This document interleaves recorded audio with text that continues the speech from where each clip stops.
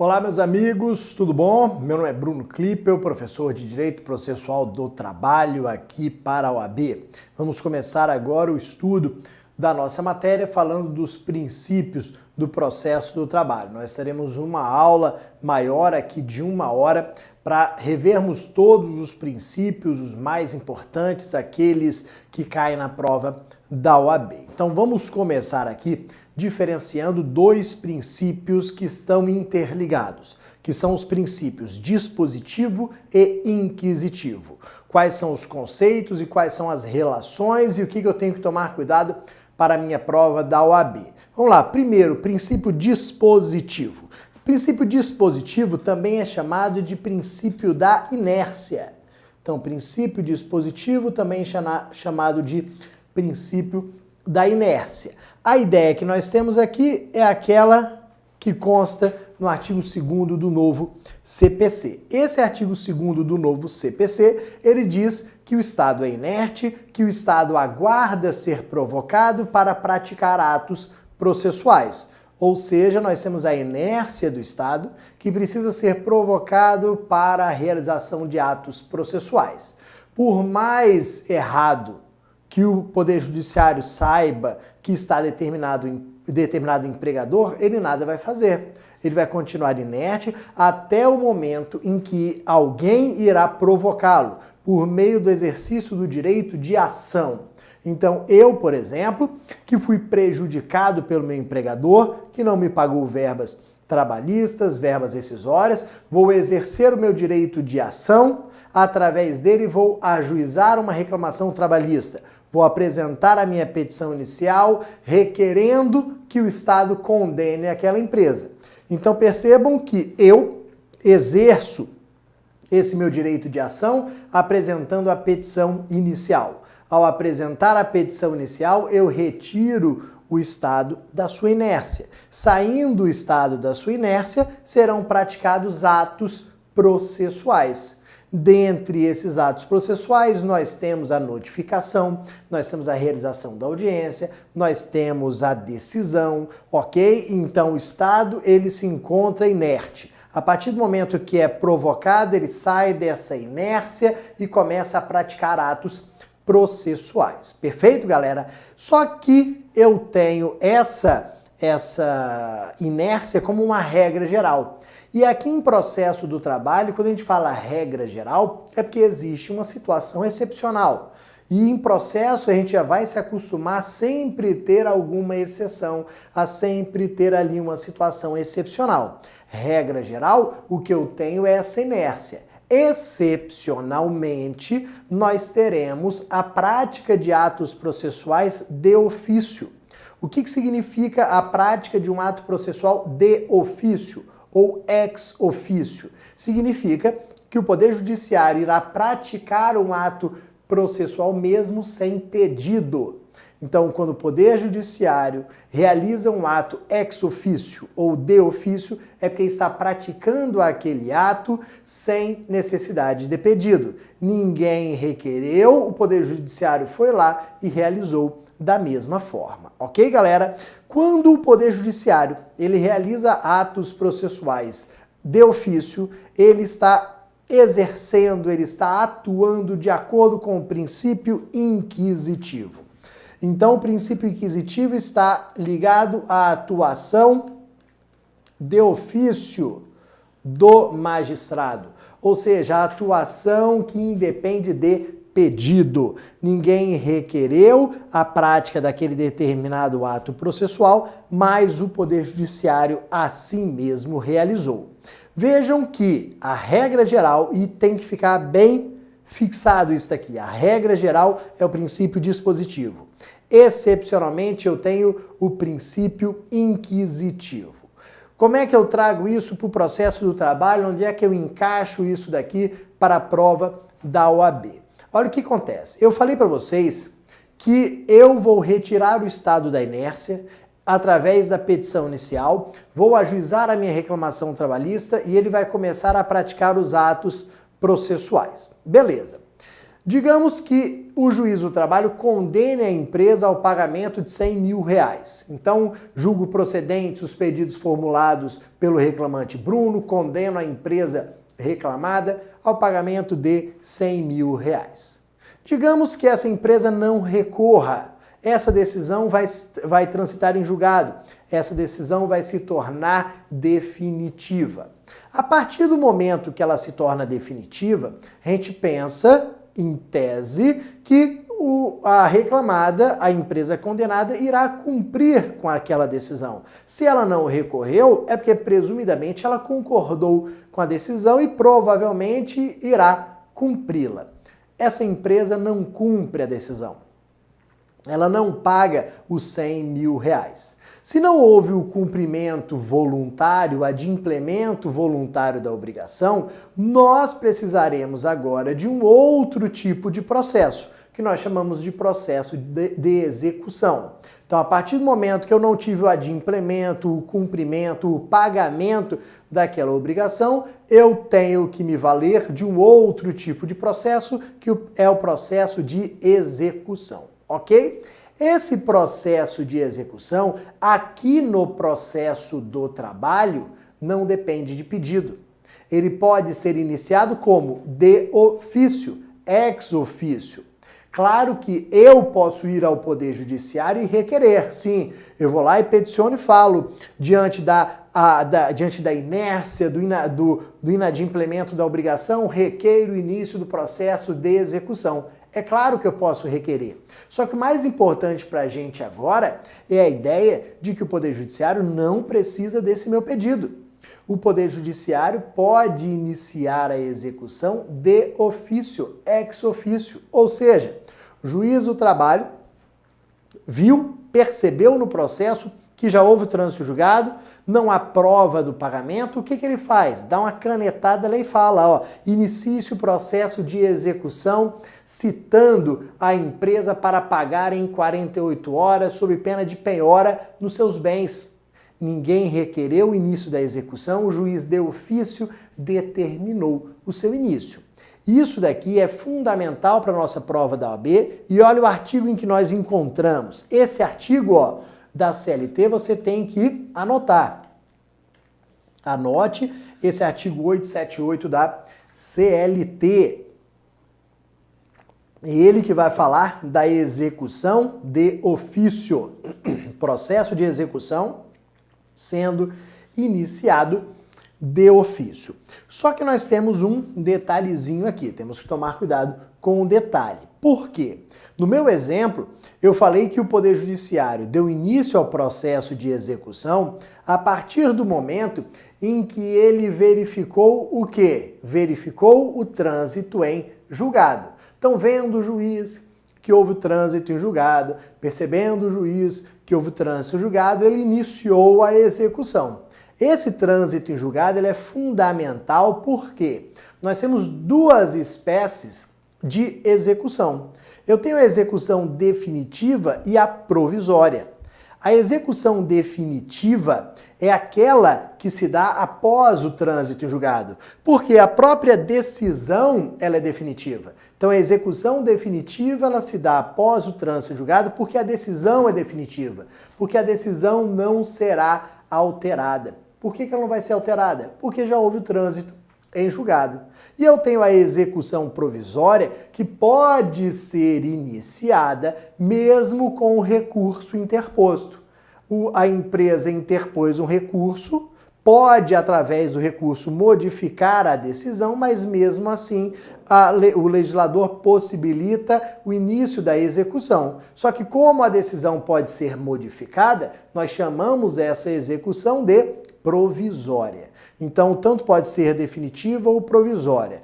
Como é que eu encaixo essa situação, esse princípio inquisitivo aqui? Quando eu leio no artigo 878 da CLT que a execução pode ser iniciada de ofício, eu estou falando de que tipo de execução? Da definitiva. Eu falo aqui, ó, que a execução definitiva pode ser iniciada de ofício. Ou seja, galera, a execução provisória não pode ser iniciada de ofício. A execução provisória, ela tem que ser requerida. A parte diz ao juiz que quer iniciar a execução provisória. Então toma muito cuidado com isso. A execução provisória pode ser iniciada de ofício? Nada disso. Só a definitiva. Ok, pessoal? Então, numa regra geral, eu tenho o princípio dispositivo, excepcionalmente, eu tenho o inquisitivo. Regra geral, tem que requerer a realização de atos processuais, excepcionalmente, não. Ok? Então, regra geral, eu requeiro o início do processo, excepcionalmente, não tenho essa necessidade. Depois, pessoal, nós vamos falar aqui de um outro princípio que também é fundamental para a sua prova, que é o princípio da concentração dos atos processuais. Então, nosso segundo assunto aqui, vamos falar sobre a concentração dos atos processuais. Qual que é a ideia aqui desse princípio? Por que o nome? Vamos entender. Se a gente fizer uma comparação entre processo civil e processo do trabalho, nós vamos perceber que o processo civil ele é mais célere, ele é mais ágil, ele é mais rápido. E isso a gente percebe também no dia a dia. Às vezes você tem na justiça comum uma ação que está tramitando há 3, 4, 5, 6, 10 anos. Dificilmente uma ação trabalhista vai demorar tanto tempo assim.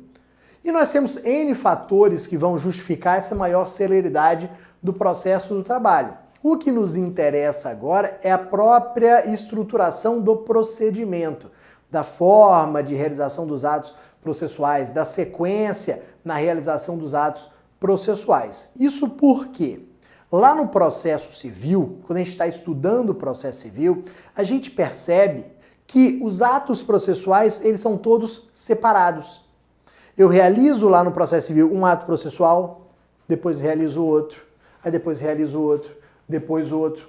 Entre esses atos processuais há um tempo ali que a gente perde, às vezes um prazo. Então eu realizo um dia, marco outra audiência, aí marco outra audiência. Eu tenho esses atos processuais separados como uma regra geral lá no processo civil. Aqui no processo do trabalho, não. Aqui no processo do trabalho nós trabalhamos com uma outra ideia. Nós geralmente trabalhamos aqui com a ideia da concentração dos atos processuais num único momento, num único dia. Os atos processuais aqui do processo do trabalho, eles não são isolados, eles são concentrados.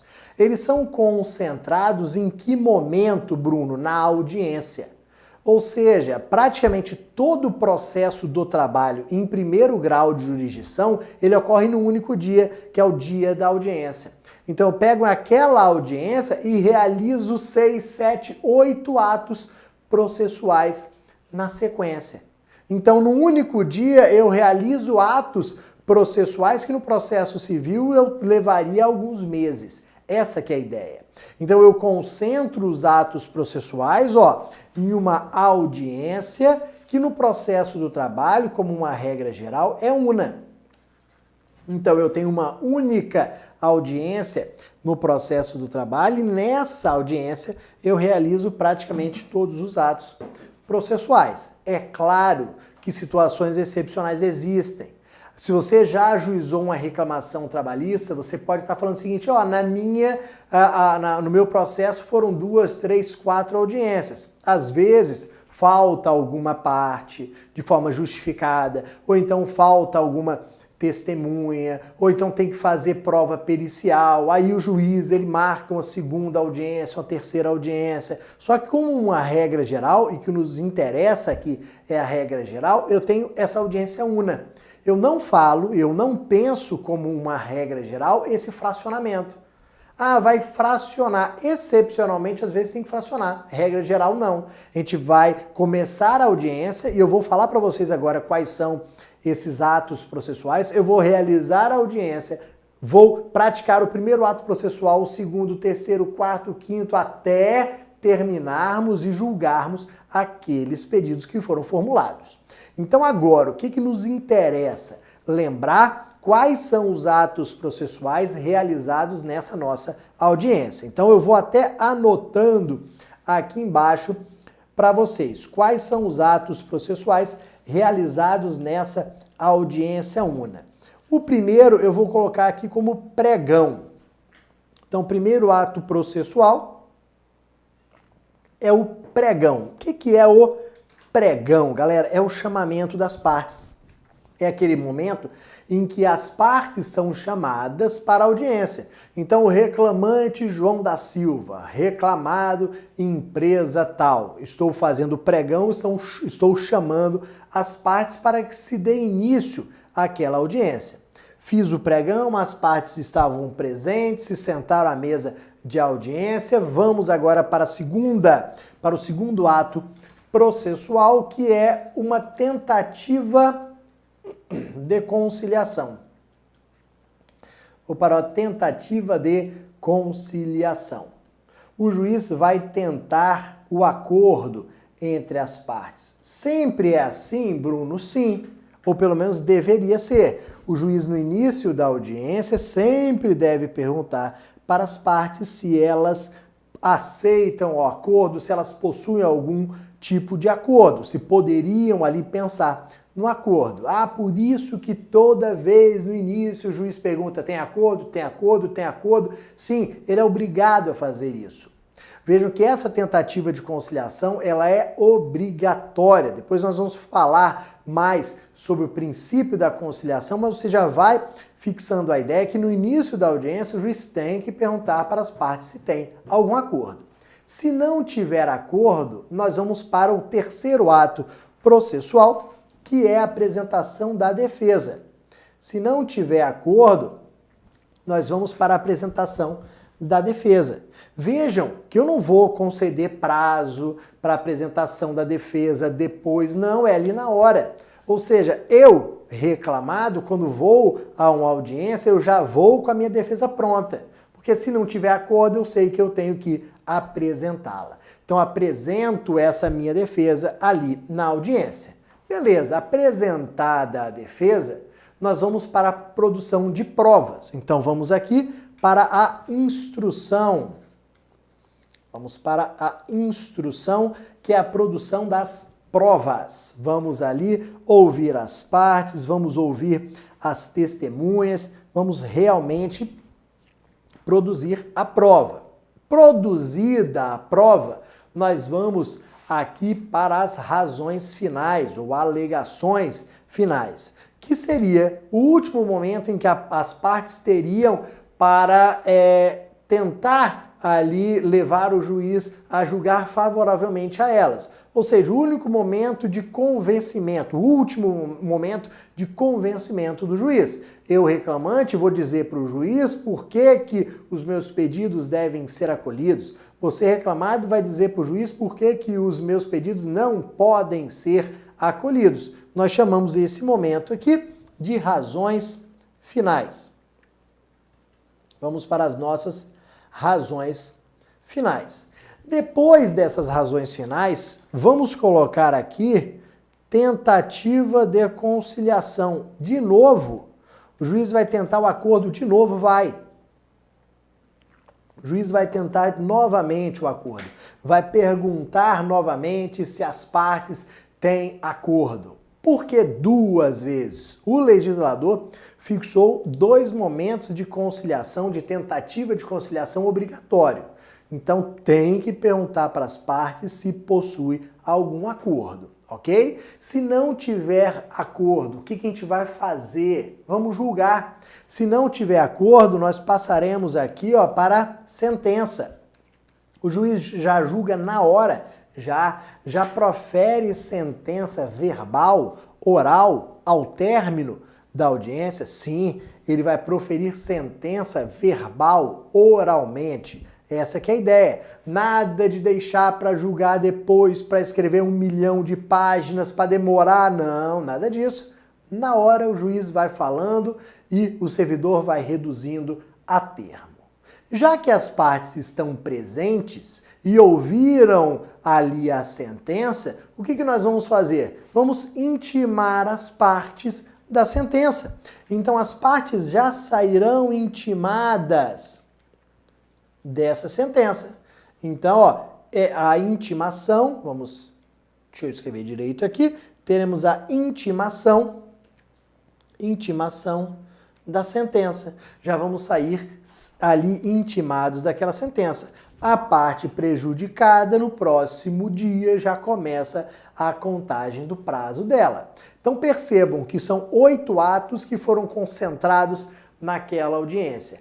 Pregão, tentativa de conciliação, defesa, instrução, que é a produção das provas, razões finais, depois segunda tentativa de conciliação, sentença, intimação da sentença. Tudo isso num único dia, numa única audiência, que é uma audiência una, pelo artigo que eu coloquei para vocês, que é o artigo 849. Esse artigo 849 que demonstra ser a audiência una. Tem que conhecer esses atos processuais? Sim.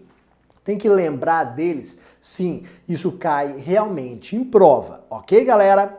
Vamos na sequência agora falar de um outro princípio, que é o princípio da oralidade.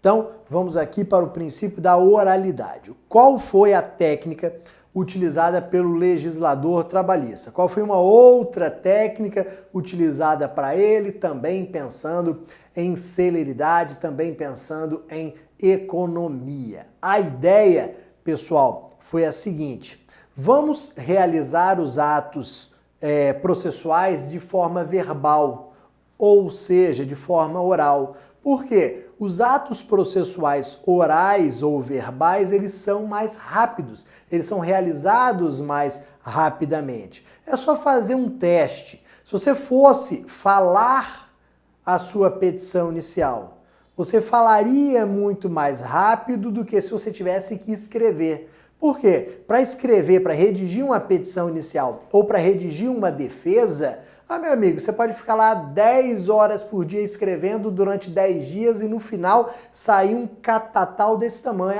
Escrevi 500 páginas aqui de defesa. Beleza. Se eu falasse para você, me fale aí a sua defesa.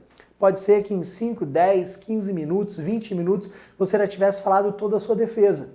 Para eu ler aquelas 500 páginas suas, eu ia demorar horas e horas. Te ouvindo, eu demorei 10, 15, 20 minutos e já sei qual é o seu fundamento ou quais são os seus fundamentos de defesa.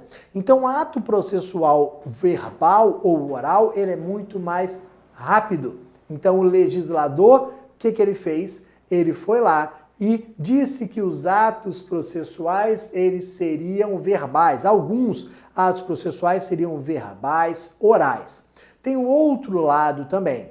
O ato processual verbal, oral, ele é mais simples, e se ele é mais simples, ele auxilia aqui na prática do ato processual, ele facilita a realização do ato processual e facilitando, ele ajuda aquele que quer ir à Justiça do Trabalho, ou seja, possibilita maior acesso à justiça. Vamos pensar o seguinte: você não sabe ler, você não sabe escrever, você não tem advogado, mas quer ajuizar uma reclamação trabalhista em face do seu ex-empregador que não te pagou as verbas rescisórias. Você não sabe ler, não sabe escrever, não tem advogado e tem que ajuizar uma reclamação trabalhista. Você não sabe ler, você não sabe escrever, você sabe fazer o quê? Falar. Então, meu amigo, vá à Justiça do Trabalho e fale. Explique o que aconteceu. E eu posso fazer isso? Posso. Eu posso ir à Justiça do Trabalho, falar que eu quero ajuizar uma reclamação trabalhista, chegar lá, contar a minha história, o servidor vai colocar no papel e pronto. Eu não sei ler, não sei escrever, não tenho advogado, mas eu consigo ajuizar uma reclamação trabalhista verbal, oral. Então esse princípio da oralidade que a gente está estudando, ele tanto facilita na prática do ato processual, como também faz com que o mesmo seja mais rápido, mais célere. Ok, galera? Primeiro ponto aqui sobre o princípio da oralidade. Vamos lá, ó. Petição inicial. Petição inicial, se nós lermos o artigo 840 da CLT, nós vamos ver que ela pode ser verbal. Ela pode ser verbal. Vamos facilitar aqui a prática do ato processual, vamos impor aqui maior acesso à justiça. Como que vai ocorrer aqui? Você vai à Justiça do Trabalho, você vai contar a sua história, que será reduzida a termo. O que é a redução a termo da petição inicial verbal? Reduzir a termo é colocar no papel. Reduzir a termo é colocar no papel. Então você vai à Justiça do Trabalho, vai contar a sua história, o servidor da Justiça do Trabalho vai reduzir a termo, vai colocar no papel aquela sua reclamação. Ok, galera? Então, artigo 840, vamos lembrar que a petição inicial pode ser verbal. Segundo ponto aqui, ó, defesa. A defesa do reclamado, de acordo com o artigo 847 da CLT, ela também é verbal, ela também é oral. A parte reclamada, tem até 20 minutos para apresentar a sua defesa em audiência. Então, na forma como foi previsto no artigo 847 da CLT, eu, reclamado, não vou lá apresentar aquele calhamaço de papel com os meus fundamentos de defesa. Não, eu vou na audiência explicar verbalmente para o juiz por que eu não devo ser condenado nisso, naquilo outro. Essa que é a ideia. Então eu vou à Justiça do Trabalho na qualidade de réu, de reclamado, vou explicar verbalmente até 20 minutos por que eu não devo ser condenado. Essa vai ser a minha defesa, essa vai ser a defesa que nós vamos realizar. Ok, pessoal? Depois, outro ponto importante aqui que nós temos, razões finais. As razões finais, de acordo com o artigo 850 da CLT, elas serão também orais em até 10 minutos. Então, ó, razões finais orais em até 10 minutos para cada parte. Lembra que eu falei que no finalzinho da audiência, as partes terão a oportunidade de dizer ao juiz por que os pedidos devem ser acolhidos? Cada parte terá até 10 minutos. Nada ali de apresentar uma petição com os memoriais, como a gente tem muito no processo civil. Lá no processo civil, geralmente o juiz converte esses debates orais em memoriais escritos. Aqui no processo do trabalho, não. Vai falar na audiência, vai apresentar as alegações finais orais em até 10 minutos para cada parte. Para finalizar, eu coloquei aqui o protesto em audiência. O que é o protesto em audiência que vai ser verbal também? É a demonstração de inconformismo com alguma decisão que foi proferida na audiência. O juiz foi lá, por exemplo, proferiu a seguinte decisão: indefiro a produção da prova testemunhal. O juiz entendeu que não precisa ouvir as minhas testemunhas. Como é que eu vou demonstrar o inconformismo com essa decisão? Fazendo protesto em audiência. Teoricamente, seria falar o quê? Ó, juiz, protesto. Não concordo com essa decisão, não concordo com esse indeferimento.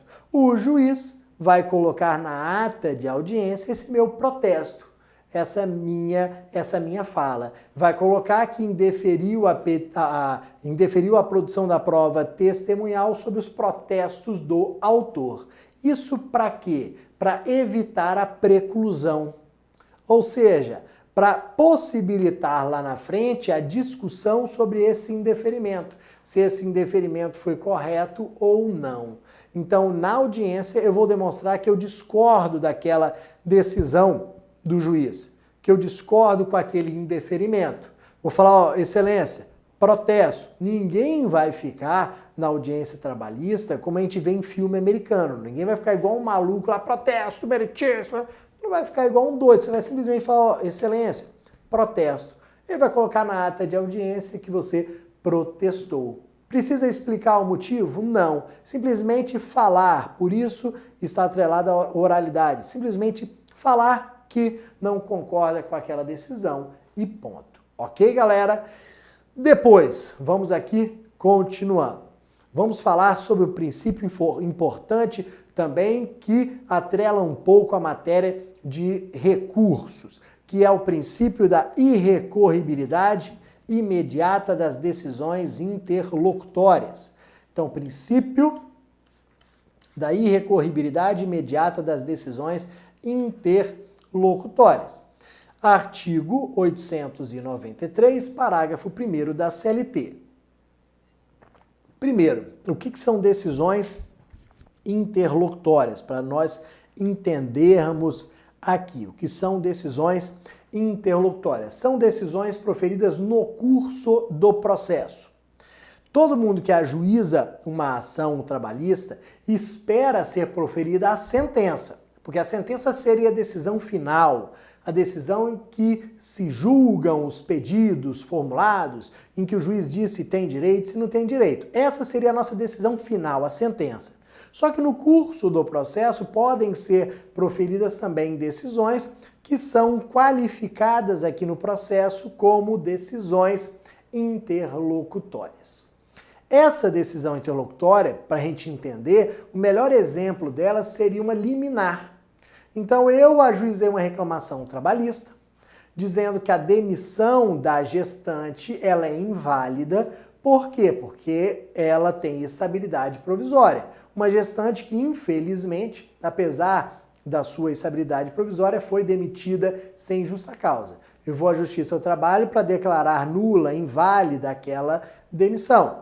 Só que eu peço liminar para essa empregada ser reintegrada de imediato, porque ela precisa voltar a trabalhar, precisa voltar a receber o salário dela para manutenção, para subsistência. Então eu vou ali à Justiça do Trabalho, vou pedir a liminar. O juiz, analisando a liminar, vai decidir se reintegra ou não de imediato.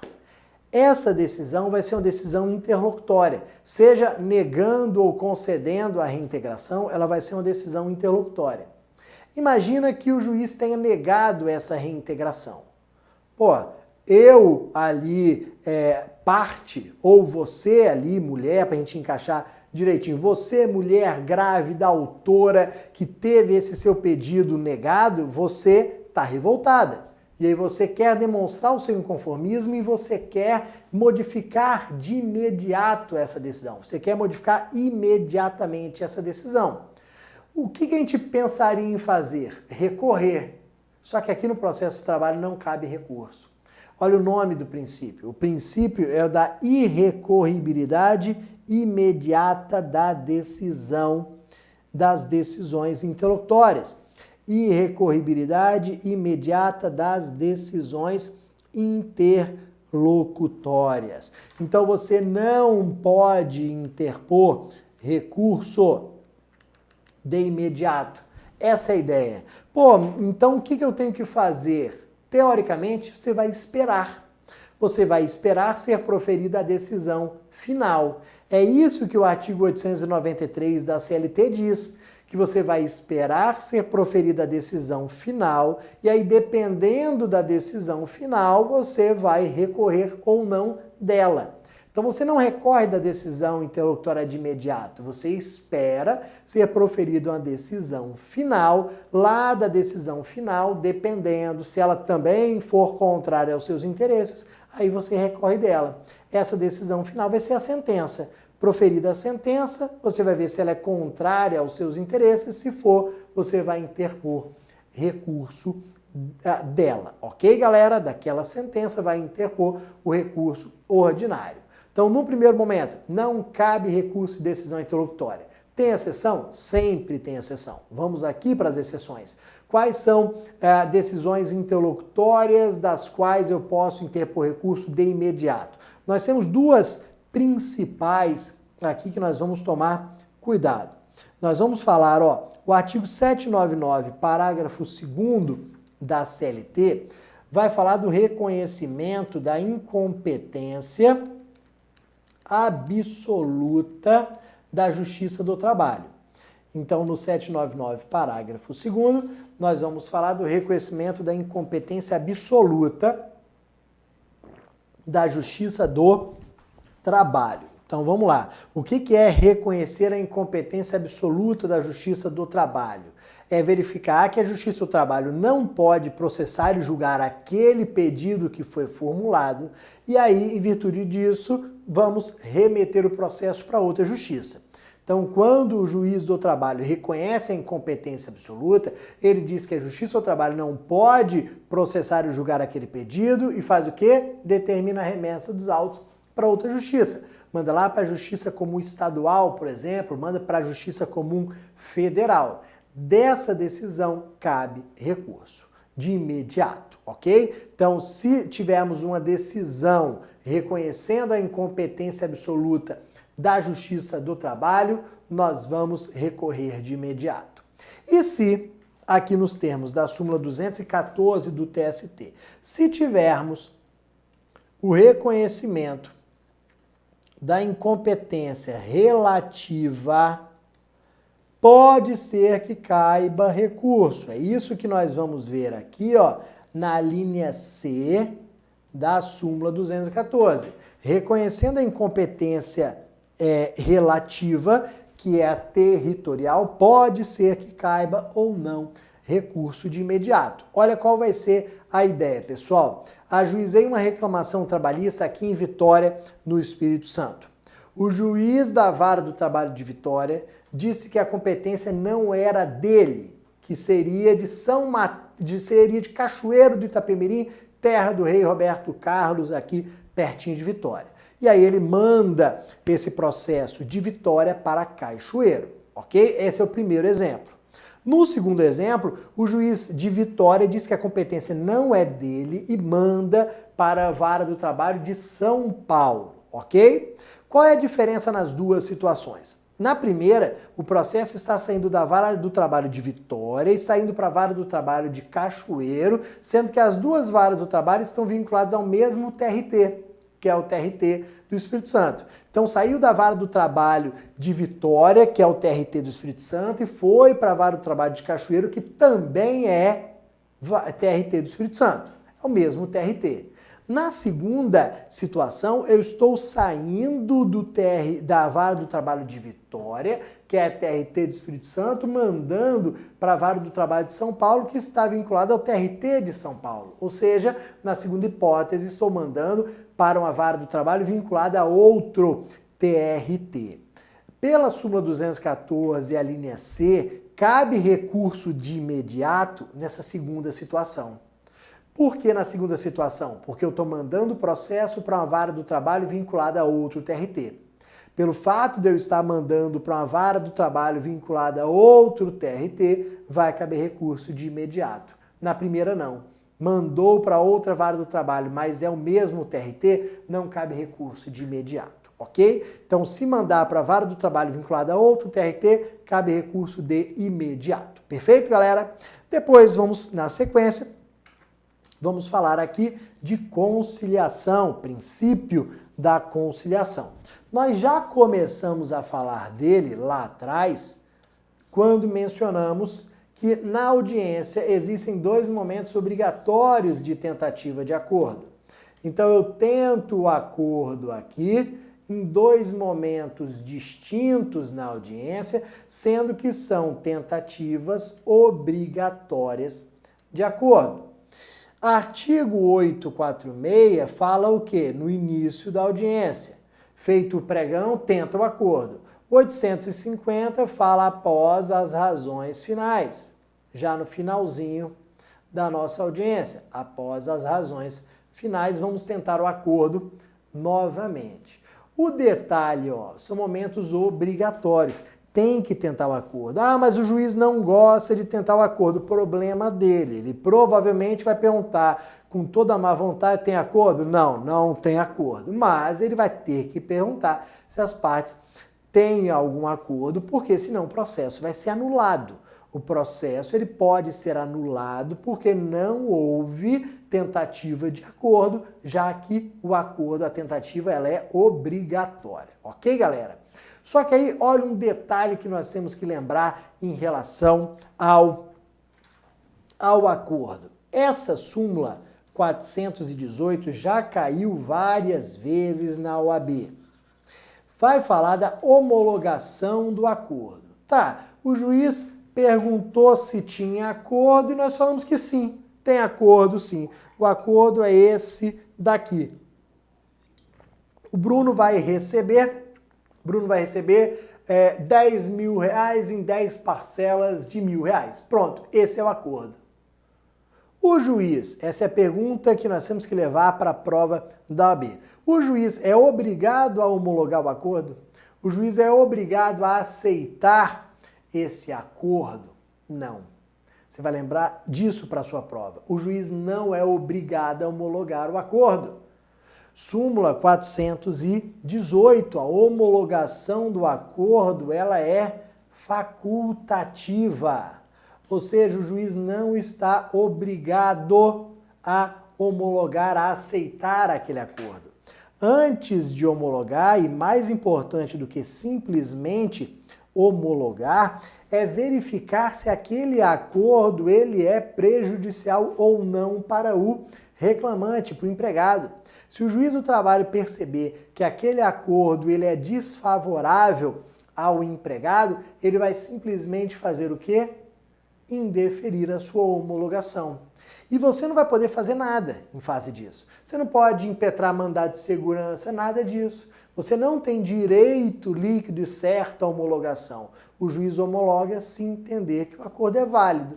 Então, para a prova, é súmula 418, facultativo. O juiz não está obrigado a homologar. Agora, se o juiz homologar, homologando, o juiz vai proferir uma sentença. Ele profere uma sentença aceitando, homologando o acordo e extinguindo o processo com resolução do mérito. Então o juiz, ele vai homologar o acordo, vai extinguir o processo com resolução do mérito por meio de uma sentença. E se as partes, elas, por exemplo, se arrependerem? Esquece, não dá para fazer, não dá para recorrer. Essa também é uma pergunta frequente. A parte pode recorrer da sentença que homologou o acordo? Não, porque ela não tem interesse recursal. Ela não tem interesse em recorrer na medida em que o juiz aceitou, homologou o acordo que foi apresentado por elas. Então nós não temos possibilidade de recurso. A parte não pode interpor recurso. Só que aí tem um detalhe. A parte não pode interpor, mas o artigo 831 da CLT fala que tem um camarada que pode. Tem um camarada que pode interpor recurso da sentença que homologa acordo, a União. A União pode interpor recurso, por quê? Porque ela é credora previdenciária. Na qualidade de credora previdenciária, ela tem interesse em recorrer para demonstrar, por exemplo, que aquele acordo foi feito de forma a fraudar o seu direito, de forma a evitar o pagamento de contribuição previdenciária. Ok? Então, a União pode recorrer da sentença que homologa acordo, as partes não. O que as partes podem fazer para desconstituir essa decisão que reconheceu o acordo, que homologou o acordo? O que as partes podem fazer para desconstituir a sentença que homologou o acordo? As partes podem, olha aqui, ajuizar a ação rescisória. Então, as partes, elas podem ajuizar a ação rescisória para desconstituir a sentença que homologou o acordo. É ação rescisória. O que eles já colocaram em prova? Ação anulatória. Não é ação anulatória, é ação rescisória, de acordo com a súmula 259 do TST, ok? Então, muito cuidado com essa ideia aqui, súmula 259 do TST. Depois, na sequência, nós vamos aqui, para o princípio do jus postulandi e o princípio da proteção. O princípio do jus postulandi e o princípio da proteção. Quando você ouvir falar em jus postulandi, você vai lembrar o seguinte, da desnecessidade de advogado. Desnecessidade de advogado. No processo do trabalho, como regra geral, eu não preciso de advogado. Regra geral no processo do trabalho, eu tenho meu jus postulandi. Eu posso ir sozinho à Justiça do Trabalho. Eu posso ajuizar uma reclamação trabalhista sem advogado? Posso. Eu posso me defender sem advogado? Posso. Eu posso interpor recurso sem advogado? Posso. Regra geral, eu não preciso do advogado. Porque esse artigo aqui, ó, o 791 da CLT, me concede o jus postulandi, que é o direito de postular em juízo e acompanhar as reclamações, os processos até o final. Claro, galera, que essa é uma regra geral que tem exceções. As exceções, elas são fundamentais para a prova da OAB. Nós temos que saber em que situações não se aplica mais o jus postulandi, em que situações eu não posso realizar ato processual sem advogado. A nossa sorte é que as situações, elas estão concentradas hoje em uma súmula lá de 2011 que ainda é extremamente importante. Então, a súmula 425 do TST vai trazer as 4 situações em que há a necessidade, a obrigatoriedade de advogado. Então, vou colocar para vocês aqui quais são as 4 situações da súmula 425. As 4 hipóteses em que o advogado ele é obrigatório no processo do trabalho. Vamos começar aqui, ó, mandado de segurança. Tem que anotar sim, ação rescisória, ação cautelar, recursos para o TST. É específico aqui os recursos para o TST. Então, mandado de segurança, ação rescisória, ação cautelar, recursos para o TST, tem que ter advogado. Não posso realizar mais esses atos processuais sem advogado. Vou impetrar o mandado de segurança. Se eu tiver sem advogado, ele vai ser extinto, assim como a rescisória e a cautelar. Se eu interpuser um recurso para o TST sem advogado, ele será inadmitido. Tem que tomar cuidado nesse finalzinho aqui, porque eles poderiam trocar TST por TRT. Ó, eu posso interpor recurso para o TRT sem advogado. O que eu não posso fazer é interpor recurso para o TST sem advogado. Essa que é a ideia, ok, pessoal? E mais um detalhe aqui que trata agora do princípio da proteção. Qual que é a ideia que nós temos aqui sobre proteção? Vamos fazer um link lá com o direito do trabalho. Quando a gente começa a estudar direito do trabalho, a gente começa a ver ali as regras sobre direito do trabalho, a gente estuda o princípio da proteção. Então eu tenho o princípio da proteção lá no direito do trabalho, o indúbio pro réu, a norma mais favorável, a condição mais benéfica. Quando a gente vem aqui para o processo do trabalho, a gente também percebe uma proteção. A gente também percebe que houve aqui uma proteção ao mais fraco, ao hipossuficiente. Como é que eu protejo o hipossuficiente aqui no processo do trabalho? Principalmente atuando na parte financeira. Nós vamos pensar o seguinte, justiça do trabalho, na sua grande maioria, é justiça de desempregado. É o camarada que saiu da empresa, que não recebeu, que está desempregado, que está sem R$1 no bolso. Então, uma das formas aqui principais de nós protegermos o empregado é o quê? Retirando a obrigatoriedade de pagamento de custas iniciais. Esse é o primeiro ponto aqui que nós vamos falar. O empregado que foi demitido, que não recebeu verbas rescisórias, aquele camarada que não conseguiu outro emprego, ele ajuiza a ação trabalhista tranquilamente, porque ele não tem que pagar R$1 para o Estado. Não há aqui pagamento de custas prévias. As custas, elas são pagas quando? Ao final. Então, ao final, o vencido, de acordo com o parágrafo 1º do artigo 7 89, o parágrafo 1º desse dispositivo diz que as custas elas serão pagas ao final. Vencido pagará as custas ao final. É uma forma que nós temos aqui de facilitar o acesso. Eu não tenho R$1, vou à Justiça ao Trabalho? Vou. Ó, eu tenho jus postulante e não preciso de advogado. Eu tenho a petição inicial verbal, então vou lá sozinho, sem R$1 no bolso, mas vou lá sozinho, conto a minha história, ela é reduzida a termo, começa o processo. Não paguei nenhum R$1. Se ao final eu perder, em tese eu tenho que pagar as custas para o Estado, mas aí, se eu não tiver condição financeira, nós teremos ali a justiça gratuita sendo deferida.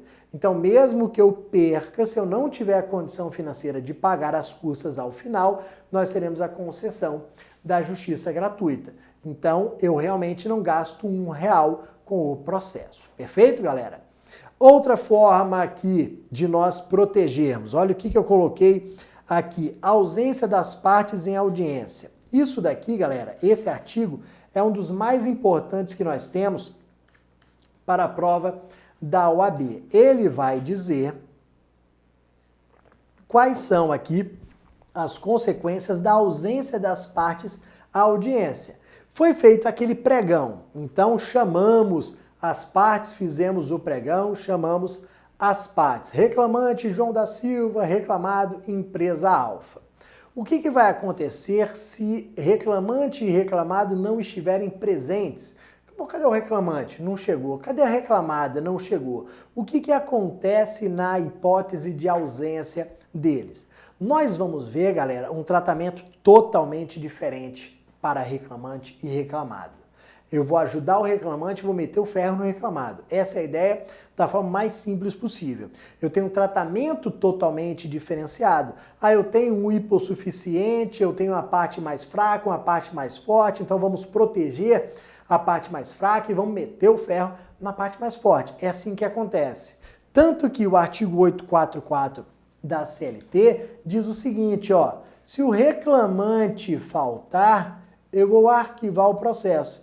Eu terei o arquivamento do processo. O arquivamento é a sua extinção sem resolução do mérito. Bruno, por que está protegendo o reclamante se você está extinguindo o processo dele? Se você está arquivando, se você está extinguindo o processo dele. Por que isso seria uma situação de proteção? Porque eu não permito que o processo se desenvolva na ausência dele.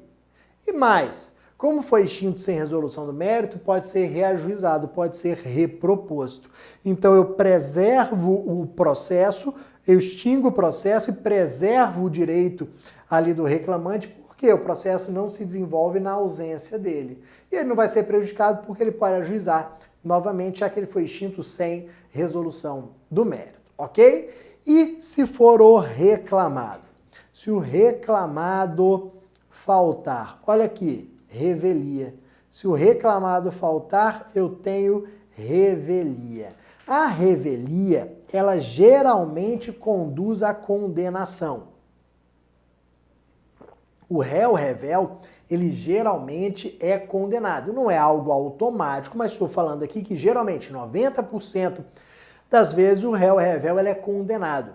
Por que ele geralmente é condenado? Porque a revelia traz como uma das suas consequências a presunção de veracidade dos fatos afirmados na petição inicial. Eu vou presumir que aqueles fatos narrados na petição inicial eles são verdadeiros e teremos uma condenação do reclamado. Na maioria das vezes é isso que acontece, ok? Então protejo o reclamante arquivando, meto ferro no reclamado, trazendo aqui como um dos efeitos a revelia. Se os dois faltarem, ó, pode ser que nós tenhamos os dois na mesma situação, ninguém faltou, reclamante e reclamado. Qual vai ser a consequência? Arquivamento também. Por que arquivamento também? Porque eu chamei primeiro o reclamante. Eu chamo primeiro o reclamante. Se o reclamante não está, eu arquivo, ok? Então, o reclamante faltou, arquivamento. Reclamado faltou, revelia. Os dois faltaram, vou determinar esse arquivamento. Toma cuidado com esse artigo 844 da CLT. Perfeito? Depois, para nós finalizarmos aqui a nossa aula, os nossos princípios, vamos falar de um outro ponto dentro do princípio da proteção, que seria aqui a cobrança de honorários periciais prévios. Vamos analisar, à luz dessa OJ 98 da SDI 2, se é possível a cobrança de honorários periciais prévios. O que seriam honorários periciais prévios? Valor a ser depositado para que se dê início à perícia. Ou seja, vou depositar um valor para que o perito comece a sua análise, comece a realização da sua perícia. Pessoal, a OJ 98 da STI 2 diz que isso é ilegal. Não pode. Ilegal a estipulação, a cobrança de honorários periciais prévios. Se o juiz ele determinar que a parte deposite 300, 500 reais para que se dê início à perícia, isso é ilegal. Então, não pode haver a cobrança de honorários periciais prévios. Eu tenho aqui ilegalidade, totalmente ilegal. Por quê? Porque as custas elas são pagas ao final. Se eu estipulo honorários periciais prévios, eu estou violando o artigo 789, parágrafo 1º da CLT.